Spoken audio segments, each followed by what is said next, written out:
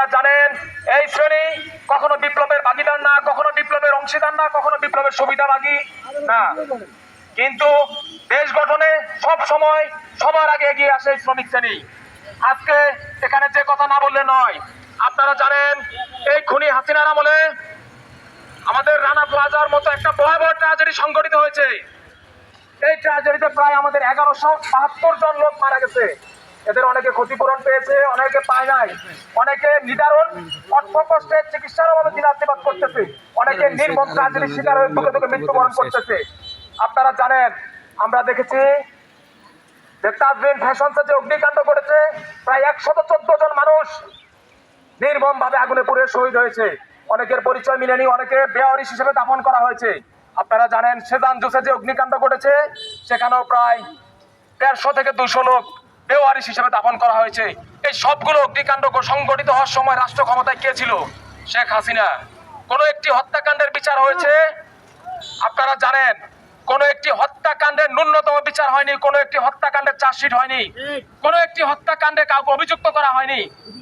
সব সময় আমরা দেখে এসেছি বাংলাদেশের আইন শিল্প মালিকদের পক্ষে, বাংলাদেশের আইন লুটেরা শ্রেণীদের পক্ষে। এই শ্রমিকদের পক্ষে বাংলাদেশে কখনো কোনো আইন প্রণয়ন হয়নি। আপনারা জানেন বাংলাদেশ সরকার যদি ইচ্ছে করতো এই শ্রমিক শ্রেণীকে প্রথম শ্রেণীর নাগরিকের মর্যাদা দিতে পারত, কিন্তু আজকে আপনারা দেখেন আমাদের যে শ্রমিক শ্রেণী তারা তৃতীয় এবং চতুর্থ শ্রেণীর নাগরিকের পর্যায়ে আছে। এই শ্রমিক শ্রেণী তারা যদি কোথাও যায়, কোনো এয়ারপোর্টে কোনো সেবা গ্রহণে, তাদের সাথে কি নিদারুণ কি নির্মম ব্যবহার করা হয়। আপনারা জানেন আজকে বাংলাদেশ যে বিপ্লব পরবর্তী যে বাংলাদেশ গঠিত হয়েছে, এই বাংলাদেশের সবচাইতে বেশি নির্মমতার শিকার হয়েছে শ্রমিক শ্রেণী। যে 1100-1200 লোক নিহত হয়েছে, এর ভিতর যদি আমরা হিসাব করে দেখি প্রায় 6 থেকে 700 লোক শ্রমিক শ্রেণী। আমরা যদি দেখি যত আহত হয়ে বিছানায় কাতরাচ্ছে, এর অধিকাংশ শ্রমিক শ্রেণী।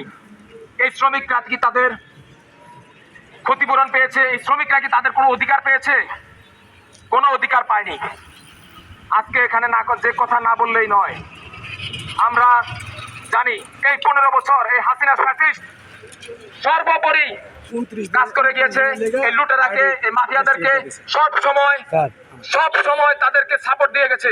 এই শ্রমিকদের জন্য কোন আইন প্রণয়ন করেনি, শ্রমিকদেরকে কোনো সুবিধা দেয়নি।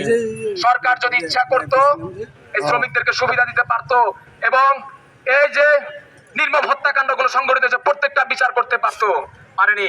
আপনারা জানেন এই যে সারা দেশে এখন শ্রমিক শ্রেণীর উপরে একটা নির্মম নির্যাতন সংঘটিত হচ্ছে বিভিন্ন স্থানে।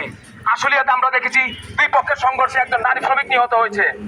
এই হত্যাকাণ্ডে কোথাও কোনো আলোড়ন হয়েছে? কোনো পত্র পত্রিকা, কোনো মিডিয়া এসেছে?